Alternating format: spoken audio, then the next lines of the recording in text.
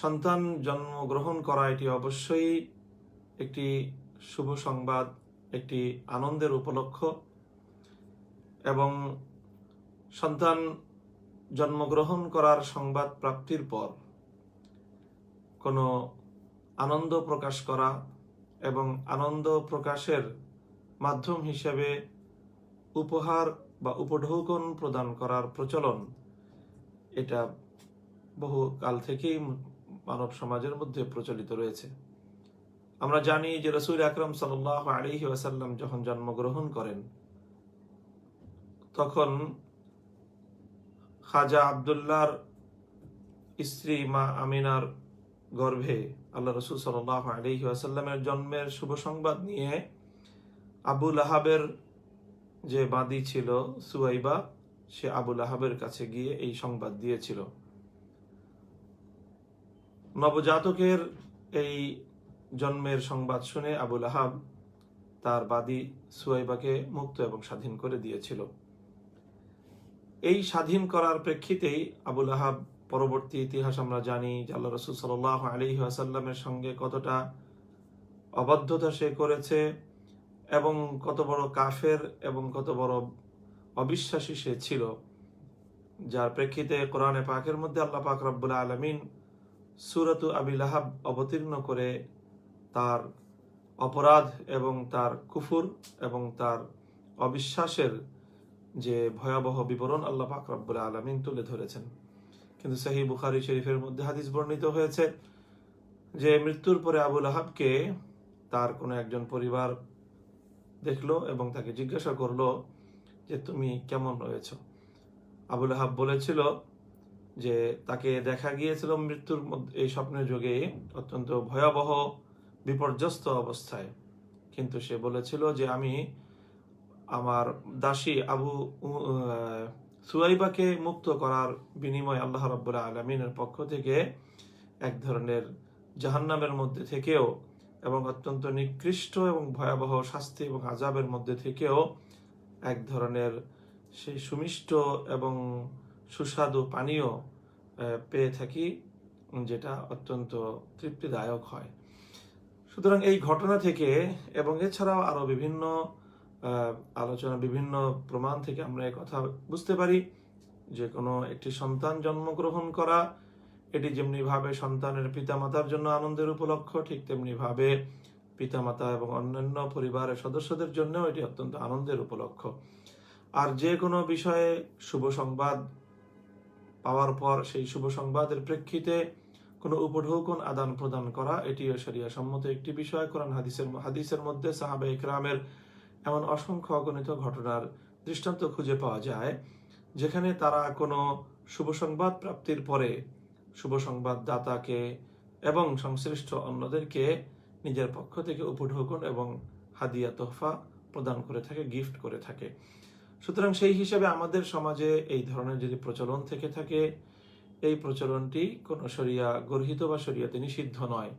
সন্তান জন্মগ্রহণ করা নিঃসন্দেহে আল্লাহ রাব্বুল আলামিনের পক্ষ থেকে একটি নিয়ামত এবং এই নিয়ামতের শুকরগুজারি আদায় করা চাই এবং এই নিয়ামতের কারণে আনন্দিত হওয়া চাই এবং সেই আনন্দের বহির্প্রকাশ হিসেবে কিছু উপঢৌকন আদান প্রদান হতে পারে, এতে সমস্যার কিছু নেই।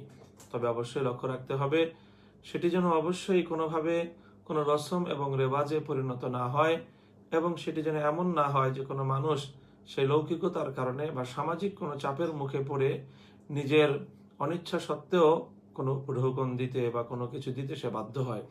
যদি ব্যাপারটি এমন পর্যায়ে চলে যায় যে এই ধরনের উপঢৌকন না দেওয়াকে এটাকে দূষণীয় মনে করা হয়, এটাকে সমালোচনার যোগ্য মনে করা হয়, আর সেই দোষ থেকে সামাজিক সেই দোষ থেকে বাঁচবার জন্য, সেই দোষারোপ থেকে মুক্তির জন্য অথবা সমালোচনার হাত থেকে বাঁচবার জন্য কেউ এই ধরনের উপঢৌকন দেয়, তাহলে সেটি অবশ্যই ইসলামের দৃষ্টিতে বৈধ হবে না। কোরআনে পাকের মধ্যে আল্লাহ পাক রব্বুল আলামিন স্পষ্ট ভাষায় বলে দিয়েছেন যে কোনো মানুষের সম্পদ কারো জন্য বৈধ হবে না যতক্ষণ পর্যন্ত ইল্লা আন তাকুনা তিজারাতান আন তারাদিম মিনকুম, নিজের অন্তরের সন্তুষ্টি এবং সম্পূর্ণ সে নিজের খুশি হয়ে যদি সম্পদ অন্যকে প্রদান না করে, তাহলে সেই ক্ষেত্রে সেই সম্পদ অন্যের জন্য ভোগ করা, ভক্ষণ করা এটি বৈধ হয় না।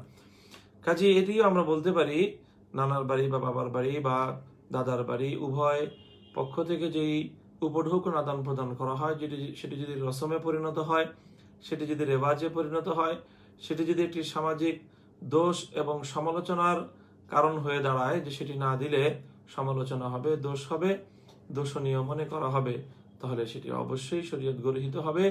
তখন এই ধরনের রসমকে বাতিল করার জন্য এবং এই ধরনের রসমকে সমাজ থেকে উৎখাত করবার জন্য তখন এই ধরনের উপঢৌকন দেওয়া থেকে বিরত থাকতে হবে। প্রিয় দর্শক, পরবর্তী যে প্রশ্ন আমাদের সম্মুখে রয়েছে, নাসির হুসাইন নামক আইডি থেকে এক ভাই জানতে চেয়েছেন যে মৃত মানুষের পোস্টমর্টেম করে চোখ, কিডনি, কলিজা ইত্যাদি বিভিন্ন অঙ্গ প্রত্যঙ্গ খুলে রাখা হয়। ইসলামের দৃষ্টিতে এসব পোস্টমর্টেম করে মৃত ব্যক্তির অঙ্গ কর্তন করা ইসলামের বিধান কি? আর ওই মৃত ব্যক্তির পোস্টমর্টেমের পর যখন তাকে কবর দেয়া হয়, তখন কি কবরে আল্লাহ তাআলা তার ওই অঙ্গগুলোকে ফিরিয়ে দেন? কারণ কবরে তো সওয়াল জবাব হবে এবং আযাবও হতে পারে। প্রিয় নাসির হোসেন ভাই, চলমান এবং সমকালীন অত্যন্ত গুরুত্বপূর্ণ একটি প্রশ্ন আপনি এখানে রেখেছেন। প্রথম বিষয় হলো আমাদেরকে পোস্টমর্টেম বিষয়ে আমাদেরকে আলোচনা করতে হবে। তো আমরা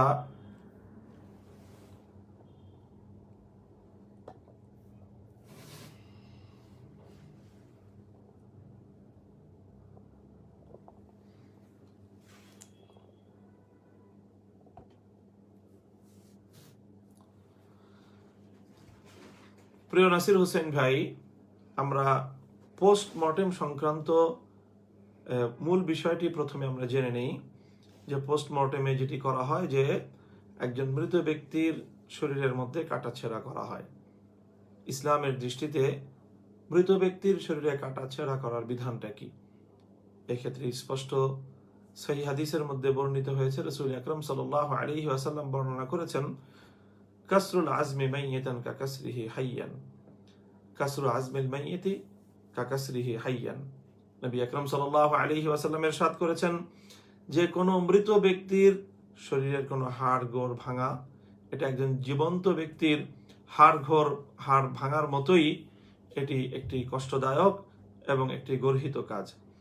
সুতরাং ইসলামের মধ্যে, হাদিসের মধ্যে এটিকে নিষিদ্ধ করা হয়েছে যে মৃত ব্যক্তির শরীরের মধ্যে কোনো ধরনের কাটাছেঁড়া করাটা, এটা একজন জীবিত মানুষের শরীর কাটাছেঁড়া করার মতোই অপরাধ বলে আখ্যায়িত করা হয়েছে, প্রথম কথা। দ্বিতীয় কথা হলো, এমনিতেও ইসলামের মধ্যে কোনো মানুষের অঙ্গ প্রত্যঙ্গ কর্তন করাকেও স্পষ্ট ভাষায় নিষেধ করা হয়েছে। এমনকি মানুষের মৃত্যুর পরেও তার অঙ্গ কর্তন করা, যেটাকে মুসলা বলা হয়, রাসূল সাল্লাল্লাহু আলাইহি ওয়াসাল্লাম কোনো ব্যক্তিকে মুসলা করতে, অর্থাৎ তার অঙ্গ প্রত্যঙ্গ কাটতে স্পষ্ট ভাষায় নিষেধ করেছেন। সুতরাং এই দুটি বিষয় জানার পর এখন চলে আসি আমরা আমাদের যে বর্তমান সময়ের যে চলমান যে প্রসঙ্গ, অর্থাৎ পোস্টমর্টেম করা। পোস্টমর্টেম যে সকল উদ্দেশ্যগুলোতে করা হয়, বেশ কিছু উদ্দেশ্য এখানে রয়েছে।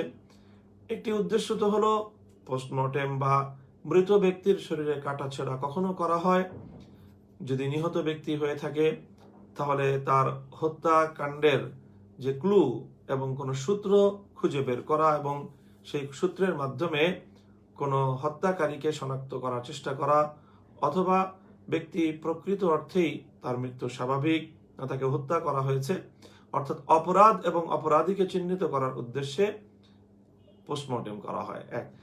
দ্বিতীয় উদ্দেশ্য হয়ে থাকে যে কখনো মেডিকেলের শিক্ষার্থীরা যারা মেডিকেলে শিক্ষা গ্রহণ করে থাকে, সেই সকল মেডিকেলের স্টুডেন্টস এবং তাদের শিক্ষার্থীদের জন্য শিক্ষা গ্রহণ করার উদ্দেশ্যে এবং তাদেরকে প্র্যাকটিক্যাল শেখানোর জন্য মানুষের শরীরে বিভিন্ন অস্ত্রোপচার সহ মানুষের শরীরে অঙ্গ প্রত্যঙ্গ এবং মানুষের শরীরে আভ্যন্তরীণ বিষয়ের নানা পরিচয় মানুষের সামনে, স্টুডেন্টসদের সামনে, মেডিকেলের শিক্ষার্থীদের সামনে তুলে ধরার জন্য তার মৃত ব্যক্তির শরীরের মধ্যে কাটাছেঁড়া করা হয়।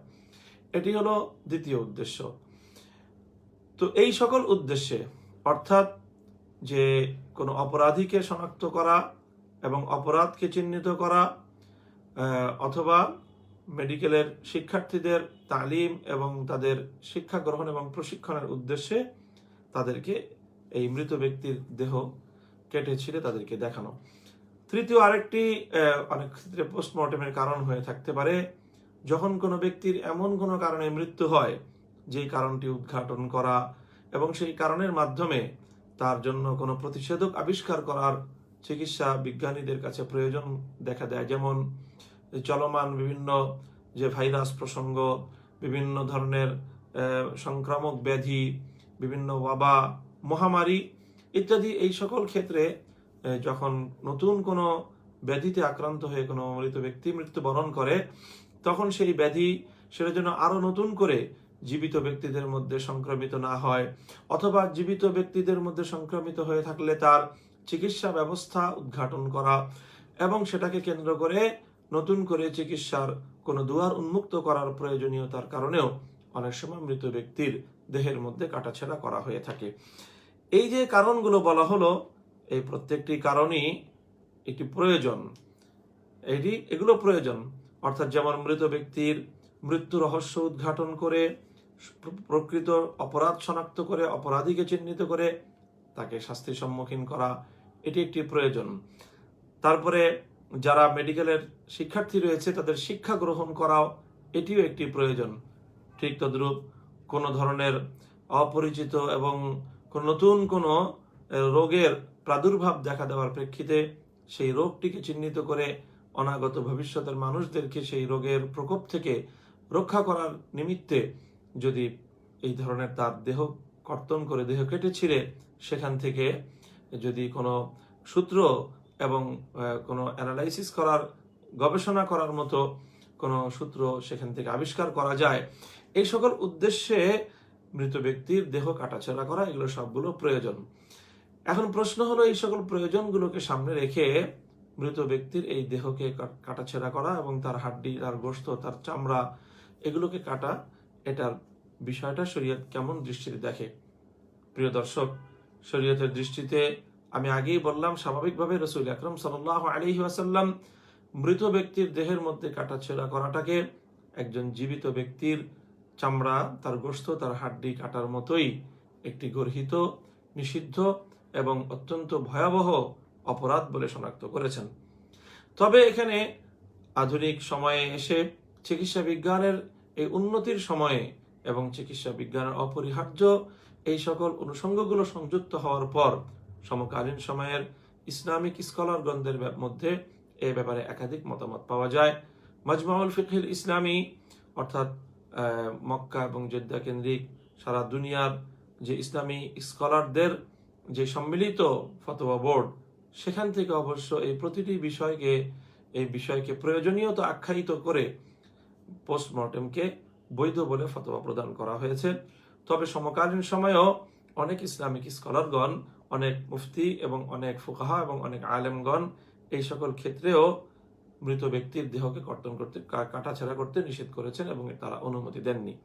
তবে এক্ষেত্রে যে বিষয়টি লক্ষণীয় সেটি হলো যে মৃত ব্যক্তি যদি ইমানদার হয়ে থাকে, মুসলিম ব্যক্তি হয়ে থাকে, তাহলে তার দেহ মুসলিম ব্যক্তির, কোনো ইমানদার ব্যক্তির তার জীবিত অবস্থায় যেরকম সে সম্মানিত, মৃত্যুর পরেও তার দেহ অতীব সম্মানিত হওয়ার কারণে মুসলিম ব্যক্তির দেহ কর্তন করাটা এটা একটু বেশি জটিল বিষয়। সেক্ষেত্রে যদি আমরা ওই সকল ইসলামিক স্কলার এবং এই সমস্ত ফকিহ এবং মুফতিদের কথাকে ধরে নিই, যারা এই সকল বিষয়গুলোকে প্রয়োজন সাব্যস্ত করে সেই প্রয়োজনের তাগিদে পোস্টমর্টেম এবং মৃত ব্যক্তির দেহ কাটাছেঁড়া করাটাকে বৈধ বলে ফতোয়া দিয়েছেন, তাদের বক্তব্যটিকে যদি আমরা ধরে নিই এবং তাদের সেই বক্তব্য যদি আমরা গ্রহণ করি, তাহলে সেই ক্ষেত্রে সেই বক্তব্যের আলোকে বলা যায়, যদি এমন কোনো দেহ হয় যেই দেহটি কোনো অমুসলিমের, কোনো কাফেরের, কোনো অবিশ্বাসীর, এবং সেই দেহের মাধ্যমে যদি এই প্রয়োজনগুলো পূরণ হয়, যেরকম মেডিকেলের শিক্ষার্থীদের যেই প্রশিক্ষণের বিষয়টি, তাহলে সেক্ষেত্রে কোনো মুসলিমের, কোনো বিশ্বাসী ব্যক্তির দেহ কর্তন করা, দেহ কাটার চেয়ে অমুসলিম ব্যক্তির দেহকে কেটে ছিঁড়ে সেখান থেকে তালিম এবং শিক্ষা গ্রহণ করাটা অধিকতর উত্তম হবে। আরেকটি বিষয় থেকে যায়, সেটি হলো যদি কখনো কোনো প্রসূতি মায়ের মৃত্যু হয় এবং সেই মায়ের গর্ভে যদি কোনো সন্তান জীবিত থাকবার সম্ভাবনা থেকে থাকে, তাহলে সেই সন্তানকে সেখান থেকে মায়ের পেট থেকে বের করে আনার জন্য মায়ের পেট কাটা এবং সেটা মৃত মায়ের পেট কাটা ছেঁড়া করে সেখান থেকে সন্তান বের করে আনা, এটি একটি বিষয় থাকে।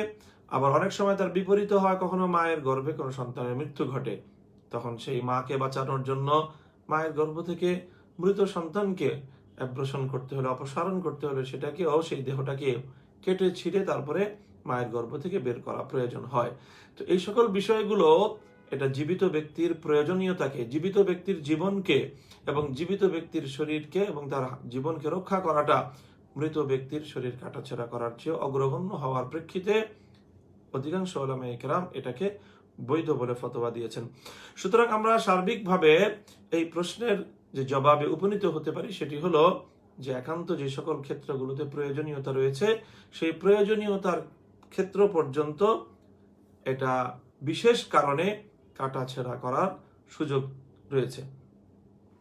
প্রিয় দর্শক, নাসির হোসেন ভাইয়ের যে দ্বিতীয় প্রশ্নের যে দ্বিতীয় অংশটি রয়েছে সেটি হলো এই যে কিছু অঙ্গ কেটে রাখা হলো বা কিছু অঙ্গ কেটে ফেলানো হলো এবং এই অবস্থায় পরবর্তীতে যদি মৃত ব্যক্তিকে কবরস্থ করা হয়, তাহলে কবরের পর যখন তাকে সুয়াল জবাব করা হবে তখন কি তার সেই মৃতদেহের তার মরদেহের মধ্যে সেই অঙ্গ প্রত্যঙ্গগুলো আল্লাহ পাক রব্বুল আলামিন নতুন করে সেখানে তৈরি করে দিবেন কিনা?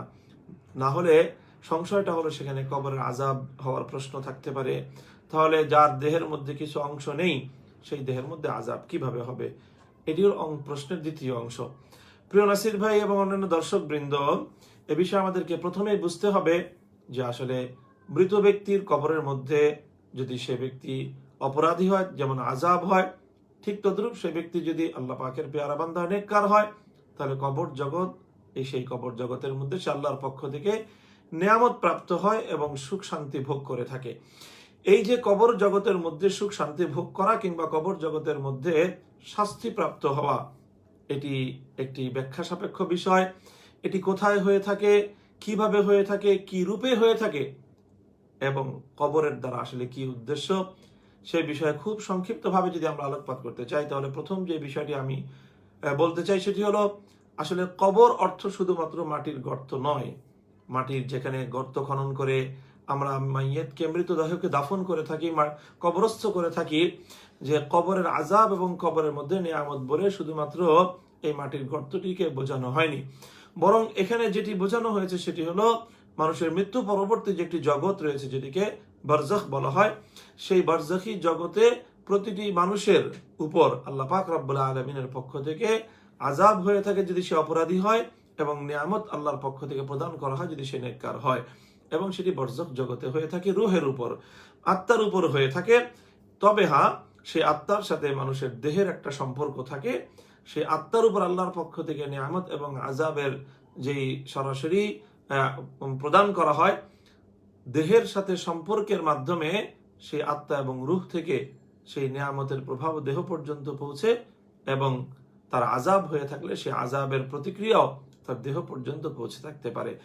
এখন এই যে দেহের উপর যে তার আযাবগুলো পৌঁছছে অথবা তার নিয়ামতগুলো পৌঁছছে, সেটা পৌঁছার জন্য এই দেহটি মাটির কবরের মধ্যে দাফনকৃত অবস্থায় থাকাটি জরুরি নয়। স্বাভাবিক তো এটি মাটির নিচে দাফন করা হয় এবং সেখানেই আল্লাহর পক্ষ থেকে রূহের মধ্যস্থতায় এই দেহের উপর আযাবও হয়, আবার এই দেহের উপর আল্লাহর পক্ষ থেকে নিয়ামতও বর্ষিত হয়। কিন্তু যদি কোনো মৃত ব্যক্তির দাফন না হয়, যেমন যারা পানিতে পড়ে মারা যায়, যারা আগুনে পুড়ে ছাই হয়ে যায়, ভস্ম হয়ে যায়, অথবা যারা জঙ্গলে মারা গেল, বন জঙ্গলে, সেখানে হিংস্র প্রাণী তাদেরকে খেয়ে ফেললো, অথবা কারো দেহকে যদি সে ইচ্ছাকৃতভাবে সে দাফন করতে নিষেধ করে যায় এবং তার দেহ যদি দাফন না করে সেটিকে যদি তার দেহের কঙ্কাল অথবা এগুলোকে যদি সংরক্ষণ করে রাখা হয়, তাহলে সেই ক্ষেত্রে তার কবরের মধ্যে আযাব হবে না। বিষয়টি এমন নয়। আমরা আবার স্মরণ করিয়ে দিতে চাই যে এখানে কবরের আযাব এবং কবরের নিয়ামত বলে শুধু এই আমাদের দৃশ্যমান মাটির গর্তই উদ্দেশ্য নয়, বরং এখানে প্রকৃত উদ্দেশ্য হলো বরজখ জগৎ, কবর জগৎ। সেই কবর জগৎটি সেটি হলো একটি অদৃশ্য জগৎ, যেটি এই পৃথিবীতে থেকে দেখা যায় না। যেমনি ভাবে আল্লাহ পাক রব্বুল আলামিন জান্নাত জাহান্নাম তৈরি করে রেখেছেন, অথচ আমরা সেগুলো দেখি না, ঠিক তদ্রূপ কবর জগৎ সেরকম একটি ভিন্ন প্রকৃতির জগৎ।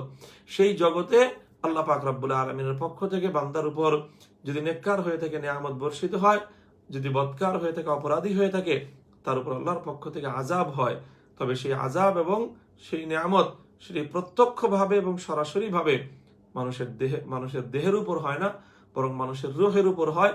আর রূহ এবং আত্মার সাথে দেহের একটা বারজাখী জগতেও একটা সূক্ষ্ম সংযোগ থাকে, আর সেই সংযোগের মাধ্যমে সেই রূহের উপর যে নিয়ামত বা যে আযাব হয় তার একটি প্রতিক্রিয়া তার দেহটা যেখানেই থাকুক, চাই সেটা কোনো সমুদ্র বক্ষে থাকুক, সমুদ্র গর্ভে থাকুক, কোনো পানির মধ্যে পচে গেলে অবস্থায় থাকুক, অথবা কোনো মাছ বা কোনো হিংস্র প্রাণীর উদরের মধ্যে থাকুক, অথবা কোথাও সংরক্ষিত মমি করে রাখা হোক, যখনই তার রূহের উপর সেই আযাব এবং নিয়ামতগুলো হবে তখন তার একটি প্রতিক্রিয়া তার দেহ পর্যন্ত পৌঁছে যেতে পারে।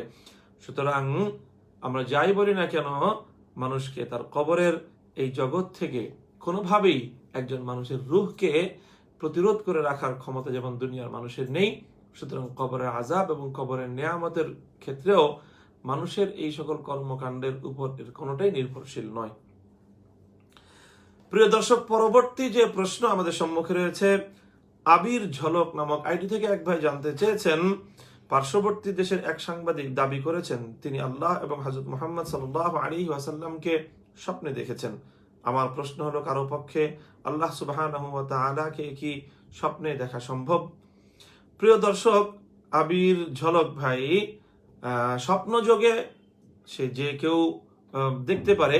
আল্লাহ রাব্বুল আলামিনকে দেখলো, কিন্তু স্বপ্নের দেখাটা তো স্বপ্নের মধ্যেই দেখা, সেটি প্রকৃত আল্লাহকে দেখা এবং রাসূল সাল্লাল্লাহু আলাইহি ওয়াসাল্লামকে যে স্বপ্নে দেখলো সেটা হাদিসের মধ্যে এসেছে যে সে আল্লাহ রাসূলকেই দেখলো।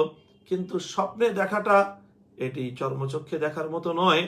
সেখানে আল্লাহ রাব্বুল আলামিন বান্দাকে যেভাবে স্বপ্ন যোগে তার সামনে তার দৃশ্য তুলে ধরেন, বান্দা সেভাবেই দেখে। সুতরাং স্বপ্ন যোগে সে যা দেখলো সেটা বাস্তবিক পক্ষেই তার রূপ এবং তার দেখতে ঠিক তেমনই, বিষয়টি এমন নয়, বরং তার স্বপ্ন যোগে সে এমন একটি বিষয় দেখতে পারে, এতে কোনো সমস্যার কিছু নেই। এবং সে স্বপ্নে আল্লাহ রাব্বুল আলামিনকে দেখেছে, আল্লাহ রাসূল সাল্লাল্লাহু আলাইহি ওয়াসাল্লামকে দেখেছে, এই কথা যদি সে প্রকৃত অর্থেই দেখে থাকে তাহলে এতে বলতেও কোনো আপত্তি নেই। তবে স্বপ্নে যে সে রূপে দেখেছে, যে আকৃতি দেখেছে, সেটি প্রকৃত রূপ এবং সেটি প্রকৃত আকৃতি হতে হবে, এর কোনো বাধ্যবাধকতা নেই এবং সেটি অধিকাংশ ক্ষেত্রে সম্ভব নয়। প্রিয় দর্শক, পরবর্তী যে প্রশ্ন আমাদের সম্মুখে রয়েছে, জাহিদ বিন মুর্তজা নামক আইডি থেকে এক ভাই জানতে চেয়েছেন, জুমার দিনের দ্বিতীয় আজানের জবাব দেওয়া কি জরুরি? না, জুমার দিনের দ্বিতীয় আজানের জবাব দেওয়া জরুরি নয়, বরং অনেক আলেমদের মতে মুসল্লিদের জন্য জুমার দিনের দ্বিতীয় আজানের জবাব দেওয়ার অনুমতি নেই। কারণ রাসূল আকরাম সাল্লাল্লাহু আলাইহি ওয়াসাল্লাম বলেছেন, ইযা খারাজাল ইমাম ফালা সালাতা ওয়ালা কালাম। ইমাম যখন খুতবা দেওয়ার জন্য বের হয়ে আসবে এবং বিশেষ করে যখন তিনি মিম্বারের উপর তিনি যখন নাকি আরোহণ করবেন, উপবেশন করবেন, তখন আর কোনো নামাজ পড়ারও অনুমতি নেই, অন্য কোনো কথা বলারও পারমিশন নেই। সুতরাং জুমার আজানটি এমন একটা সময় হয়ে থাকে যখন ইমাম খুতবা দেওয়ার জন্য মিম্বারের উপর উপবেশন করে থাকেন। সুতরাং সেই সময়ে খুতবার জন্য নিজেকে প্রস্তুত করাই হলো মুসল্লিদের কাজ। তবে ইমাম তিনি সেই আজানের জবাব দিবেন, আর মুসল্লিরা তখন সেই সময়ে আজানের জবাব দিবে না, বরং তারা নীরব হয়ে আজান শুনবে এবং ইমামের প্রতি মনোনিবেশ করবে। ইমাম যখন খুতবা দেওয়া শুরু করেন, খুতবা বলা শুরু করবেন, তখন ইমামের খুতবা মনোযোগ দিয়ে শ্রবণ করবে। পরবর্তী যে প্রশ্ন, হাফেজ রবিউল ইসলাম মানিকগঞ্জি নামক আইডি থেকে একবার জানতে চেয়েছেন, সাভার থেকে, হাদিসে যে বায়াতের কথা আছে, যে ব্যক্তি মারা গেল অথচ বায়াত গ্রহণ করেনি, সে জাহিলিয়াতের মৃত্যু বরণ করলো, তো বর্তমান বায়াতের বিষয়টা আমরা কিভাবে নিব? প্রিয় দর্শক, বর্তমানে যে সকল বায়াতগুলো প্রচলিত রয়েছে সেগুলো আসলে ইসলামের পরিভাষা অনুযায়ী সেগুলোকে আমরা বায়াত আলা তাআত বলতে পারি। অর্থাৎ নেক কাজের জন্য বায়াত গ্রহণ করা। নেক কাজের জন্য বায়াত গ্রহণ করাটিও রাসূল সাল্লাল্লাহু আলাইহি ওয়াসাল্লামের আমল এবং রাসূল সাল্লাল্লাহু আলাইহি ওয়াসাল্লাম পরবর্তী খুলাফায়ে রাশিদিন এবং সাহাবায়ে কেরামের আমল এবং উম্মতের আমলে মুতাওয়ারাস পর্যায়ক্রমিক আমলের দ্বারা এটি সুপ্রমাণিত। সুতরাং নেক কাজের জন্য বায়াত গ্রহণ করা যেতে পারে এবং সেই বায়াতের মাধ্যমে শপথ গ্রহণ করে নেক কাজ করা এবং খারাপ কাজ থেকে, অসৎ কাজ থেকে বিরত থাকা, এটি খুবই একটি ভালো কাজ এবং এর মাধ্যমে মানুষের নেক কাজের উৎসাহ এবং উদ্দীপনা বৃদ্ধি পায় এবং অন্যায় এবং অসৎ কাজ থেকে বিরত থাকার এক সাহসিকতা মানুষের অর্জন হয়। তবে এটি অবশ্যই নেক কাজ করার জন্য এবং অন্যায় এবং অসৎ কাজ থেকে বিরত থাকার যে বায়াত রয়েছে, সেই যেটিকে বায়াত আলা তাআত বলা হয়, সেই বায়াত আলা তাআত এটি কোনো জরুরি বিষয় নয় এবং এটি বেশির চেয়ে বেশি মুস্তাহাব একটি আমল হতে পারে।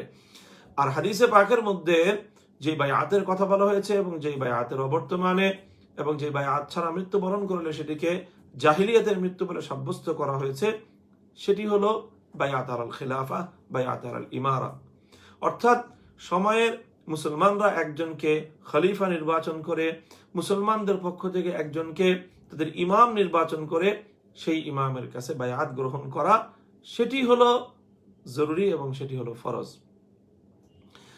ফিকহের আকায়েদের কিতাবগুলোর মধ্যে এই মাসালা বর্ণিত হয় যে আজমাউ আলা আন্না নাসবাল ইমামি ফরজুন ওয়াজিবুন। অর্থাৎ একজন ইমাম নির্ধারণ করে, যিনি ইমাম থাকবেন, যিনি খলিফা থাকবেন, তার হাতে বায়াত গ্রহণ করা। বায়াত গ্রহণ করার অর্থ হলো তার আনুগত্যকে মেনে নেওয়া। আনুগত্যকে মেনে নেওয়া এটা হলো প্রত্যেক মুসলমানের জন্য ফরজ। যখন একজন বৈধ খলিফা থাকবেন, মুসলমানদের মধ্যে যখন একজন বৈধ ইমাম থাকবেন, তো সেই ইমাম এবং সেই খলিফার আনুগত্য করা এবং তাকে মেনে নেওয়া, এটি হলো মুসলমানের জন্য অপরিহার্য কর্তব্য। সুতরাং সেই বায়াত ছাড়া যদি কেউ তার সময়ের বৈধ খলিফা এবং বৈধ ইমামের আনুগত্যহীন অবস্থায় এবং তার অবাধ্য থেকে মৃত্যুবরণ করে, তাহলেই বলা হয়েছে তার মৃত্যুটি জাহিলিয়াতের মৃত্যু হবে। সুতরাং এটি আমাদেরকে বুঝতে হবে যে এই বায়াত যে কোনো বায়াত নয়। এই বায়াত সম্পর্কে আল্লাহ রাসূল সাল্লাল্লাহু আলাইহি ওয়াসাল্লাম বলেছেন, ইজা বুইয়া আলী খলিফাতাইনি ফাকতুল আখিরা মিনহুমা, যে এই ধরনের বায়াত এক সময় একাধিক ব্যক্তির জন্য পৃথিবীতে বৈধ হয় না, বরং একজনই হন ইমাম এবং খলিফা, যিনি উম্মতের কাছ থেকে বায়াত গ্রহণ করবেন এবং উম্মতের আনুগত্য তিনি প্রাপ্ত হবেন। এই ধরনের একজন খলিফা বিদ্যমান থাকা অবস্থায় দ্বিতীয় কোনো ব্যক্তি যদি মানুষের কাছ থেকে নিজের আনুগত্যের এরকম বায়াত গ্রহণ করতে থাকে, তাহলে আল্লাহ রাসূল সাল্লাল্লাহু আলাইহি ওয়াসাল্লাম তার মৃত্যুদণ্ড ঘোষণা করেছেন। সুতরাং সেটি সেই বায়াত। এখানে যে জাহিলিয়াতের মৃত্যু বলতে যে মৃত্যুকে বোঝানো হয়েছে যে বায়াতের অনুপস্থিতিতে, সেটি অবশ্যই বায়াত আলা তাআত নয়, বরং সেটি বায়াত আলাল ইমারা, সেটি বায়াত আলাল খিলাফা। প্রিয় দর্শক, পরবর্তী যে প্রশ্ন আমাদের সম্মুখে রয়েছে, এমডি ইমরান শেখ নামক আইডি থেকে এক ভাই জানতে চেয়েছেন, আমি ইউনিভার্সিটিতে পড়াশোনা করি, আমাদের অধিকাংশ বিদেশি লেখকদের বই পড়তে হয়, যেগুলো কিনে পড়তে গেলে অনেক টাকা প্রয়োজন। এই কারণে এর বিকল্প হিসেবে আমরা পিডিএফ বই এবং দেশে অনেক প্রকাশনী থেকে বিনা অনুমতিতে ছাপানো স্বল্প মূল্যের বই কিনে পড়ি। এখন এগুলো কি আসলে বৈধ হবে, যদিও বিদেশি লেখকদের বই কিনে পড়ার মতো সামর্থ্য আমাদের নেই? প্রিয় দর্শক, ইতিপূর্বে আমরা এভাবে লেখক সত্য সংরক্ষিত থাকা অবস্থায় লেখকের অনুমতি ছাড়া বা প্রকৃত যারা কর্তৃপক্ষ যারা নিজেদের জন্য ইন্টেলেকচুয়াল প্রপার্টি হিসেবে সেটাকে সংরক্ষণ করেছেন, সত্য সংরক্ষণ করেছেন, তাদের অনুমতি ছাড়া কোনো বই, কোনো কিতাবের পিডিএফ ফাইল তৈরি করা, এটির অনুমতি নেই। তবে হ্যাঁ, যদি কেউ পিডিএফ তৈরি করে, তাহলে সেই পিডিএফ এর মাধ্যমে যদি কেউ নিজে পড়তে চায়, তাহলে সেটি পড়তে পারে, পড়তে কোনো সমস্যা নেই। তবে এই পিডিএফ ফাইল বা পিডিএফ বই বানানো, এটি প্রকৃত সত্ত্বাধিকারীর অনুমোদন ছাড়া এটি বৈধ নেই।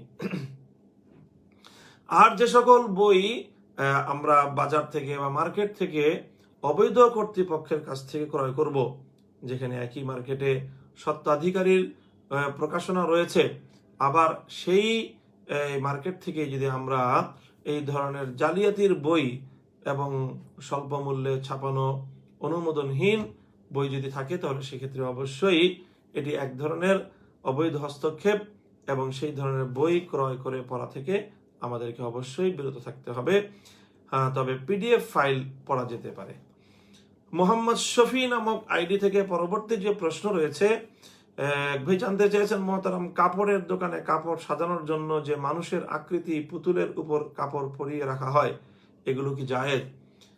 প্রিয় দর্শক, যদি সেখানে সেটি ডল যে বানানো হয়, মানুষের যে মূর্তির আকৃতিতে যেখানে মানুষের মুখাবয়ব তৈরি করা হয়, চোখ কান নাক সহ যাবতীয় সবকিছু, সেটি নিঃসন্দেহে সেটি মূর্তির বিধান, সেটি ভাস্কর্য, এবং সেটি হলো মানুষের তিমসাল বা মানুষের মানব দেহের আকৃতিতে তৈরি এই মানুষের প্রতিকৃতি।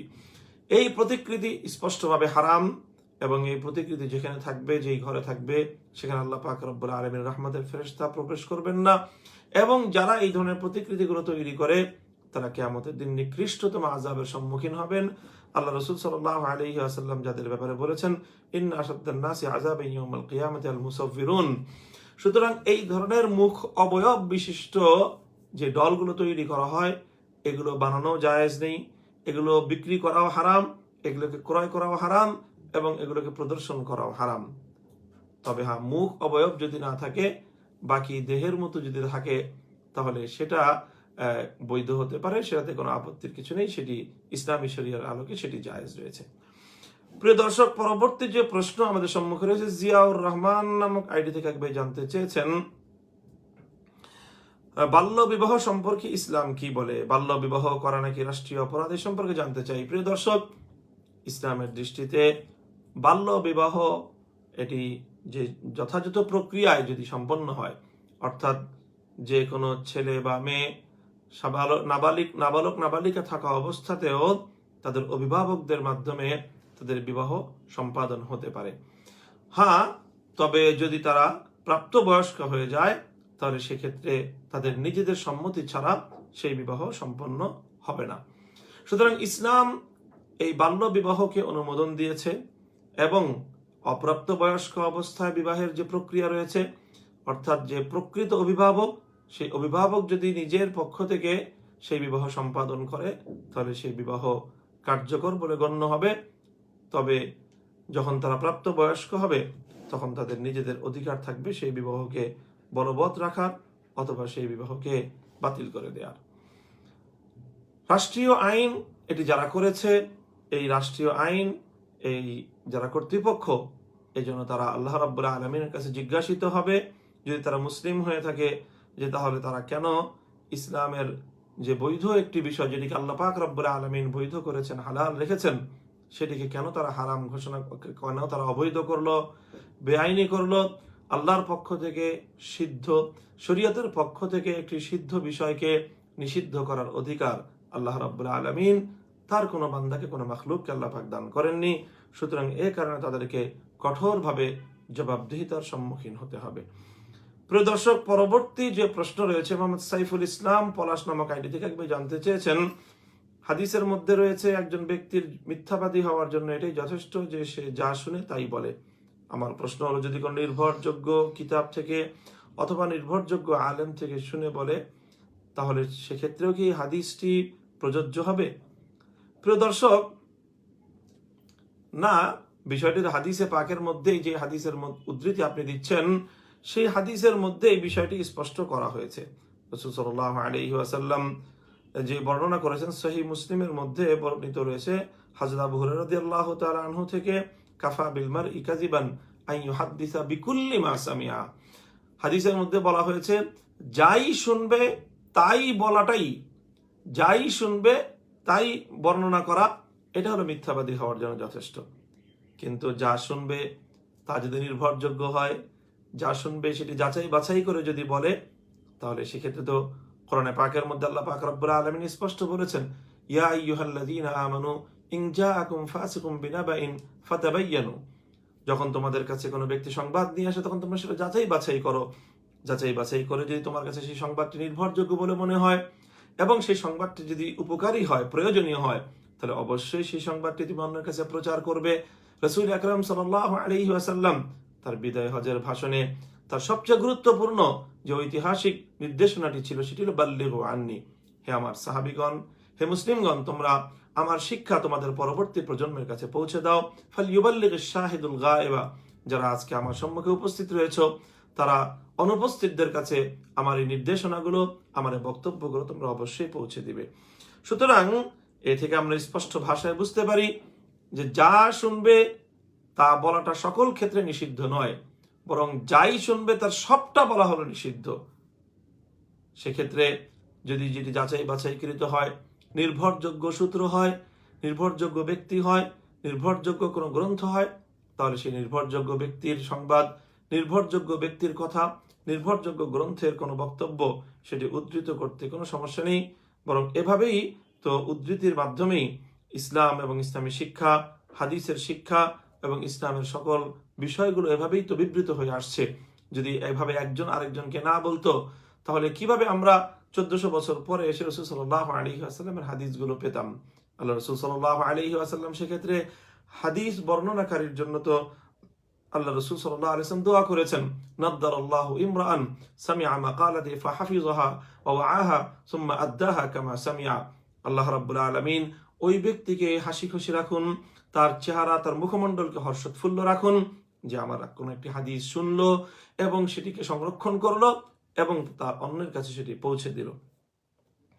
কাজেই নির্ভরযোগ্য কথা অন্যের কাছে পৌঁছাতে কোনো সমস্যা নেই, বরং ইসলামের কথা, মাসআলার কথা, শরীয়তের কথা, দ্বীনের কথা, দাওয়াতের কথা এবং ইসলামী শিক্ষার কথা যেটুকু মানুষের জানা রয়েছে সেটুকু অন্যের কাছ পর্যন্ত পৌঁছে দেয়া, এটি হলো তার দায়িত্ব এবং কর্তব্য।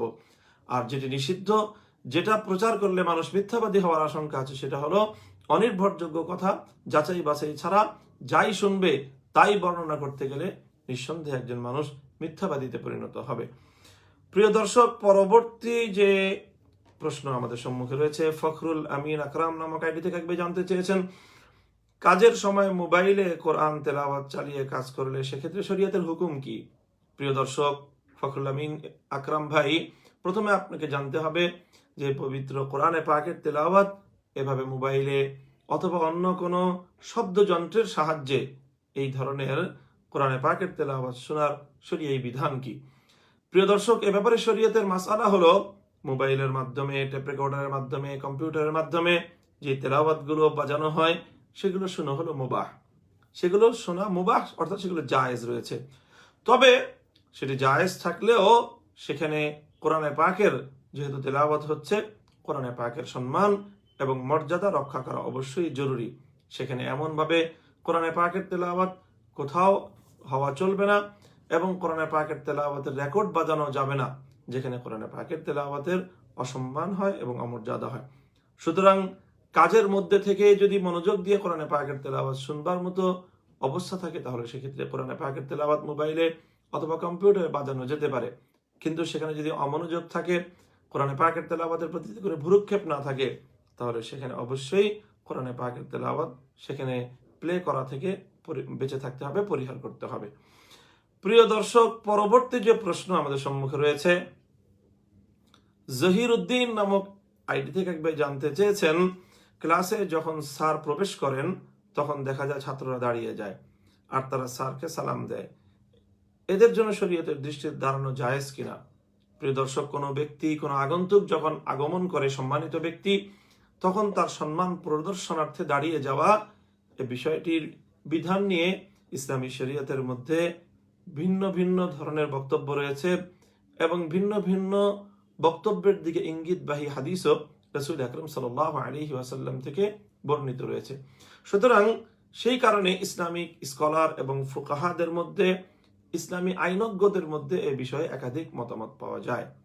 সেই হিসাবে আমরা বলতে পারি, যদি যিনি টিচার বা যিনি স্যার বা যিনি শিক্ষক, যিনি সম্মানিত ব্যক্তি, তার আগমনে তার পক্ষ থেকে এই বিষয়ে কোনো নির্দেশনা ব্যতি রেখে যদি শিক্ষার্থীরা বা উপস্থিত ব্যক্তিগণ তার সম্মানার্থে দাঁড়িয়ে যায় তাহলে এতে কোনো সমস্যার কিছু নেই। কিন্তু যদি ব্যাপারটি এমন হয় যে সেখানে না দাঁড়িয়ে গেলে তিনি মাইন্ড করেন, অর্থাৎ তিনি এটি অহংকার করেন যে তার জন্য দাঁড়িয়ে যাওয়া হোক এবং তার মধ্যে একটা অহমিকা তৈরি হয় বা অহংবোধ তৈরি হয়, যদি ব্যাপারটি এমন হয় যে সেখানে অহংকার এবং অহমিকার সাথে সম্পৃক্ত, তাহলে সেক্ষেত্রে তার জন্য দাঁড়ানো বৈধ হবে না। আর যদি বিষয়টি অহমিকা এবং অহংকারের বিষয় না হয়, বরং এটি শুধুমাত্র নিছক তার প্রতি সম্মান প্রদর্শন। আর এই সম্মান প্রদর্শনের কারণে সেই ব্যক্তির মধ্যে কোনো ধরনের অহংকার এবং অহমিকা তৈরি হওয়ার আশঙ্কা নেই, তাহলে সেই ক্ষেত্রে তার জন্য দাঁড়ানো যেতে পারে। প্রিয় দর্শক, পরবর্তী যে প্রশ্ন আমাদের সম্মুখে রয়েছে, নাসিরুল্লাহ নামক আইডি থেকে এক ভাই জানতে চেয়েছেন যে অন্যের পোষা কবুতর আমার কাছে চলে আসলো, মালিকের কাছে পাঠানোর সর্বোচ্চ চেষ্টা করা হলো এবং আশেপাশেও যারা কবুতর পোষে তাদেরকেও খবর দেওয়া হলো, কিন্তু মালিক পাওয়া গেল না। এখন আমার কবুতরগুলোর সাথে থাকে, খায়, এখন সেই কবুতর বা সেই পাখির কি বিধান? প্রিয় দর্শক, এই যে একটি অন্য মালিকের কবুতর বা অন্য মালিকের পাখি আপনার কাছে চলে এলো, এটি হারানো বস্তু প্রাপ্তির মতো এই বিষয়টির বিধান সাব্যস্ত হবে। অর্থাৎ যেমন একটি কোনো হারানো বস্তু আপনি পেয়েছেন, আপনি এখন তার মালিকের সন্ধান করবেন। প্রথম দায়িত্ব হলো তার মালিকের সন্ধান করার জন্য চেষ্টা করা, সম্ভাব্য জায়গাগুলোতে খোঁজ দেওয়া, ঘোষণা করা যে এমন একটি বস্তু পাওয়া গিয়েছে। হারানো বস্তু প্রাপ্তির যে সংবাদ প্রচার, সেই সংবাদ প্রচার করতে হবে এবং সংবাদ প্রচার করতে করতে যখন মনে হবে যে হ্যাঁ, যতটুকু প্রচার করা সম্ভব ছিল এবং যতটুকু প্রচারণার মাধ্যমে মালিক থেকে থাকলে প্রকৃত মালিকের কাছে সন্ধান পৌঁছা সম্ভব ছিল, ততটুকু সংবাদ প্রচার করার পর এখন যদি এরপরও প্রকৃত মালিকের কোনো সন্ধান না পাওয়া যায়, তখন যেই ব্যক্তি কোনো হারানো বস্তু পেয়েছে তখন তার বিধান হলো সেটিকে প্রকৃত মালিকের পক্ষ থেকে সাদাকা করে দিবে, কোনো গরিবকে দিয়ে দিবে এবং সেটি দিবে প্রকৃত মালিকের পক্ষ থেকে। এরপরে যদি মালিক আবার পরবর্তীতে চলে আসে, তাহলে সেই ক্ষেত্রে আবার তার নিজের পক্ষ থেকে সেই মালিককে সেই বিষয় সেটি ফেরত দিতে হবে এবং তার ক্ষতিপূরণ দিতে হবে যদি মালিক এসে দাবি করে। আর যদি মালিক এসে বিষয়টি শোনার পর সে এটিকে বলে যে ঠিক আছে, এটা মেনে নেয়, তাহলে তো এটিকে আর প্রত্যাহার ফেরত দেওয়ার আর কোনো প্রশ্ন থাকলো না। সুতরাং আপনার যেই কবুতরের যে প্রশ্ন, সেখানে একই ব্যবস্থা। যদি কবুতরের মালিক আপনি যথাযথ উদ্যোগ নেওয়ার পরেও এটিকে প্রচার করার পরেও তার প্রকৃত মালিকের কোনো সন্ধান না পান, তাহলে এই কবুতরটি আপনি কোনো গরিবকে দিয়ে দিবেন। পরবর্তীতে যদি মালিক আসে, তাহলে আপনার পক্ষ থেকে আপনি সেই মালিককে কবুতর অথবা কবুতরের ক্ষতিপূরণ বা পাখির ক্ষতিপূরণ আপনি তাকে দিয়ে দিবেন। আর যদি নিজে গরিব হন, যে প্রাপক যে সে নিজেই যদি অভাবী হয়, সাদাকা খাওয়ার উপযুক্ত হয়, তাহলে সে নিজেও এটা ভক্ষণ করতে পারে, এটাকে ব্যবহার করতে পারে। প্রিয় দর্শক, পরবর্তী যে প্রশ্ন আমাদের সম্মুখে রয়েছে, সিদ্দিক বাবু নামক আইডি থেকে এক ভাই জানতে চেয়েছেন, আমার প্রশ্ন হলো বিয়ে করার পর স্বামী স্ত্রী আলাদা থাকার হুকুম কি? এক্ষেত্রে স্ত্রী যদি শ্বশুর শাশুড়ি ছাড়া জোর করে আলাদা থাকতে চায়, স্বামী সহ, এক্ষেত্রে স্বামী চায় না আলাদা থাকতে, এক্ষেত্রে তার বিধান কি? প্রিয় দর্শক, ইসলামী শরীয়তের আলোকে বিবাহের যে বিধান এবং স্বামী এবং স্ত্রীর পরস্পরের প্রতি যে অধিকার এবং যেই দাবিগুলো রয়েছে, তার মধ্যে স্ত্রীর আবাসন, স্ত্রীর খোরপোশ এবং স্ত্রীর নিত্য প্রয়োজনীয় যে চাহিদাগুলো, সেগুলো পূরণ করা স্বামীর দায়িত্ব। তার মধ্যে তাকে প্রথমে আবাসনের ব্যবস্থা দিতে হবে, তার খাদ্য দিতে হবে, তার পোশাকের ব্যবস্থা করতে হবে এবং তার জরুরি চিকিৎসার প্রয়োজন হলে সেই জরুরি চিকিৎসারও মৌলিক প্রয়োজনগুলো পূরণ করা, এটি হলো একজন স্বামীর জন্য কর্তব্য। সুতরাং এমন কোনো থাকার ব্যবস্থা স্ত্রীকে দিতে হবে যেখানে স্ত্রীর পারমিশন ছাড়া, তার অনুমোদন ছাড়া তৃতীয় কোনো ব্যক্তির সেখানে আসার অধিকার থাকে না। সুতরাং যদি কোনো স্ত্রী কোনোভাবেই সম্মত না হয় স্বামীর সাথে যৌথ একই বাসায় থাকার, এবং এমন কোনো জায়গা সেখানে যদি তার সেপারেট ভিন্ন কোনো ব্যবস্থা যদি করার মতো অবস্থান না থাকে, তাহলে সেক্ষেত্রে স্ত্রীর এই হক রয়েছে এবং তাকে এই হকটুকু স্বামীর জন্য দেয়া কর্তব্য। আর পিতামাতার সেবা করা, এটি প্রত্যেক সন্তানের নিজস্ব দায়িত্ব এবং কর্তব্য। সুতরাং পিতামাতার সেবা করতে হলে সবসময় পিতামাতার সাথেই থাকতে হবে। এটি কোনো জরুরি নয় পিতামাতা থেকে বিচ্ছিন্ন হয়ে আলাদা থেকেও পিতামাতার সকল প্রয়োজন পূরণ করা এবং তাদের সকল চাহিদা পূরণ করার ব্যবস্থা করা, এটি হলো সন্তানের দায়িত্ব এবং কর্তব্য। তবে হ্যাঁ, স্ত্রীর জন্য কর্তব্য হলো যে সে তার স্বামীর পিতামাতা অর্থাৎ শ্বশুর শাশুড়ির সেবা করবে, খিদমত করবে এবং তাদের সেবা এবং খেদমতের মাধ্যমে সে তার স্বামীর সন্তুষ্টি অর্জন করবে। কেননা আল্লাহ রাসূল সাল্লাল্লাহু আলাইহি ওয়াসাল্লাম যেমনি ভাবে স্ত্রীকে অধিকার দিয়েছেন, ঠিক তদ্রূপ স্ত্রীকে দায়িত্ব দিয়েছেন স্বামীকে সন্তুষ্ট করার দায়িত্ব। সুতরাং যদি স্বামীকে সে অসন্তুষ্ট করে, তাহলে আল্লাহ রাসূল সাল্লাল্লাহু আলাইহি ওয়াসাল্লামের ভাষ্য মতে এটি অত্যন্ত গর্হিত একটি কাজ হবে। রাসূল সাল্লাল্লাহু আলাইহি ওয়াসাল্লাম ইরশাদ করেছেন, লাউ আমারতু আহাদান আন ইয়াসজুদা লি আহাদিন লা আমারতুল মারআতা আন ইয়াসজুদা লিজাওজিহা। পৃথিবীতে আমি যদি কোনো মানুষকে অন্য কারো সামনে, কোনো মানুষের সামনে, কোনো মাখলুকের সামনে সিজদা করার বিধান দিতাম, তাহলে কেবলমাত্র স্ত্রীকেই বিধান দিতাম, নির্দেশ করতাম স্বামীর সামনে সাজদা করার। সুতরাং এ থেকে বোঝা যায় যে একজন স্ত্রীর উপর স্বামীর কতটুকু অধিকার রয়েছে। সুতরাং স্বামীর সন্তুষ্টি রক্ষা করা, স্বামীর তার চাহিদার পূরণ করার জন্য সর্বাত্মক চেষ্টা করা, এটি একজন স্ত্রীর অবশ্য কর্তব্য। তবে স্ত্রীর যে অধিকার রয়েছে সেই অধিকারের মধ্যে যেমনি ভাবে স্ত্রীর খাদ্যের প্রয়োজন পূরণ করা, তার পোশাকের প্রয়োজন পূরণ করা, ঠিক তদ্রূপ তার আবাসনের প্রয়োজন পূরণ করাটাও এটা স্বামীর দায়িত্ব এবং কর্তব্যের মধ্যে বর্তায়। সুতরাং সেক্ষেত্রে তাকে এমন ব্যবস্থা দেওয়া স্বামীর কর্তব্য, এমন একটি আবাসনের ব্যবস্থা যেখানে স্ত্রীর অনুমোদন ছাড়া তৃতীয় অন্য কেউ সেখানে হস্তক্ষেপ করতে পারে না, আসতে পারে না, সেখানে অবস্থান করতে পারে না। প্রিয় দর্শক, পরবর্তী যে প্রশ্ন আমাদের সম্মুখে রয়েছে, সাজ্জাদুল ইসলাম নামক আইডি থেকে এক ভাই জানতে চেয়েছেন, কোন বাচ্চা জন্ম হওয়ার পর তার মা মারা গেল, তারপর সে বাচ্চা কি তার ভাবির দুধ পান করতে পারবে? যদি করতে পারে তাহলে তো তার আপন ভাই তার দুধ পিতা সাব্যস্ত হয়ে যাবে, এর বিধান কি? হ্যাঁ প্রিয় দর্শক, যদি মায়ের মৃত্যুর পরে অথবা মা জীবিত থাকা অবস্থাতেও যদি কোনো শিশু ভাবির দুগ্ধ পান করে, তাহলে তার ভাবির সাথে তার দুধ মায়ের সম্পর্ক সাব্যস্ত হবে এবং তার ভাইয়ের সাথে তার দুধ পিতার সম্পর্ক সাব্যস্ত হয়ে যাবে এবং দুধের সম্পর্কের যে সকল বিধানগুলো রয়েছে ইসলামী শরিয়ার আলোকে সবগুলো বিধান সেখানে কার্যকর হবে। প্রিয় দর্শক, পরবর্তী যে প্রশ্ন আমাদের সম্মুখে রয়েছে, আবু মোহাম্মদ নামক আইডি থেকে এক ভাই জানতে চেয়েছেন যে সরাসরি মসজিদের উপরতলায় ইমাম সাহেবের কামরা বানানো শরীয়ত সম্মত কিনা। প্রিয় দর্শক, যেখানে মসজিদ হয়ে যায় মসজিদের উপরতলা, সেটিও মসজিদের বিধানের মধ্যে অন্তর্ভুক্ত থাকে।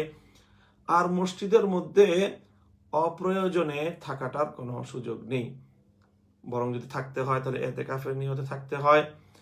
ইমামের সার্বক্ষণিক যেহেতু তার অবস্থান করতে হয়, তাকে থাকতে হয়। যদি মসজিদের বাহিরে অন্য কোথাও যেটুকু মসজিদের এই মসজিদের আওতাভুক্ত নয়, তার বাইরে যদি ইমামের জন্য আবাসনের ব্যবস্থা করার সুযোগ থাকে তাহলে সেটি অবশ্যই করতে হবে। অন্যথায় শুধু মসজিদের মধ্যে এভাবে স্থায়ীভাবে আবাসনের ব্যবস্থা করাটা এটি উচিত নয়। প্রিয় দর্শক, সর্বশেষ যেই প্রশ্নের আলোচনার মাধ্যমে আজকে আমরা আমাদের এই প্রশ্নোত্তরমূলক আপনার জিজ্ঞাসার 40তম পর্বের ইতি টানব। এক ভাই জানতে চেয়েছেন, একসাথে আল্লাহ মুহাম্মদ লেখা যাবে কিনা। প্রিয় দর্শক, আল্লাহ একটি শব্দ, যেটি আল্লাহ রাব্বুল আলামিনের নাম, মুহাম্মদ আল্লাহ রাসূল সাল্লাল্লাহু আলাইহি ওয়াসাল্লামের নাম। এটি পাশাপাশি লেখার মধ্য দিয়ে এখানে বিশেষ কোনো খারাপি বা বিশেষ কোনো অনিষ্টতা এখানে আমাদের দৃষ্টিগোচর হয় না। এটি একটি আকীদা এবং বিশ্বাসের বিষয়, যাতে মুহাম্মদুর রাসূলুল্লাহ সাল্লাল্লাহু আলাইহি ওয়াসাল্লামকে আল্লাহর সমান্তরাল যদি কেউ সাব্যস্ত করে সেটি শিরক হবে। কিন্তু শুধুমাত্র পাশাপাশি দুটি শব্দ লেখার কারণে এর দ্বারা আল্লাহ এবং তার রাসূলকে সমান্তরাল সাব্যস্ত করা হয় না কোনোভাবেই। লিখিতভাবে দুটি শব্দ পাশাপাশি থাকার দ্বারা দুজন ব্যক্তির সমান্তরাল হওয়া কোনোভাবেই এটি সাব্যস্ত হয় না। কাজেই আমরা যে কালিমা দেখে থাকি লা ইলাহা ইল্লাল্লাহ মুহাম্মাদুর রাসূলুল্লাহ, সেখানেও আমরা দেখে থাকি যে সেখানে লা ইলাহা ইল্লাল্লাহ রয়েছে, আবার মুহাম্মাদুর রাসূলুল্লাহ রয়েছে, এতে কোনো সমস্যার কিছু নেই। প্রিয় দর্শকরা, আরো কিছু প্রশ্ন রয়েছে আমাদের সামনে আলোচনার জন্য। মুসলেহ আহমেদ নামক আইডি থেকে এক ভাই জানতে চেয়েছেন, মেডিটেশন কিংবা যোগ ব্যায়াম করা কি শুধু ব্যায়াম হিসেবে যদি যোগ ব্যায়াম করা হয় তাহলে কি সেটি জায়েজ? প্রিয় দর্শক, এই যোগ ব্যায়াম বা মেডিটেশন এগুলো মানুষকে আল্লাহ রাব্বুল আলামিনের ইবাদত থেকে ফিরিয়ে কথিত অন্তর্গুরুর ইবাদতে লিপ্ত করার অভিনব একটি প্রতারণার ফাঁদ, এবং এটা কোয়ান্টাম মেথড সহ বিভিন্ন এই ধরনের এই যোগ ব্যায়াম বা মেডিটেশনের মাধ্যমে যে সকল যেই সকল কার্যক্রমগুলো সমাজের মধ্যে প্রচলিত হয়েছে, এটি হাজার বছর পূর্বে ফেলে আসা হিন্দু, বৌদ্ধ, খ্রিস্টান, পাদ্রী ও যোগী সন্ন্যাসীদের যোগ সাধনার আধুনিক কলা কৌশল মাত্র। সুতরাং এই মেডিটেশনের মাধ্যমে এমন অনেক কিছু আছে, এর মধ্যে এমন অনেক কিছু শিক্ষা দেওয়া হয় এবং এমন অনেক কলা কৌশল ব্যবহার করা হয় যেগুলো কুফরি পর্যায় পর্যন্ত পৌঁছে যায়। যেমন সর্বেশ্বরবাদের শিক্ষা দেওয়া, কুফরি মন্ত্র শিক্ষা দেওয়া এবং এ কথার শিক্ষা দেওয়া হয় যে মেডিটেশনই একমাত্র অন্তরের প্রশান্তির মাধ্যম। এই সকল বিষয়গুলো অবশ্যই কোরআন সুন্নাহ বিরোধী এবং ক্ষেত্র বিশেষে এগুলো শিরকি আকীদার অন্তর্ভুক্ত হয়ে যায়।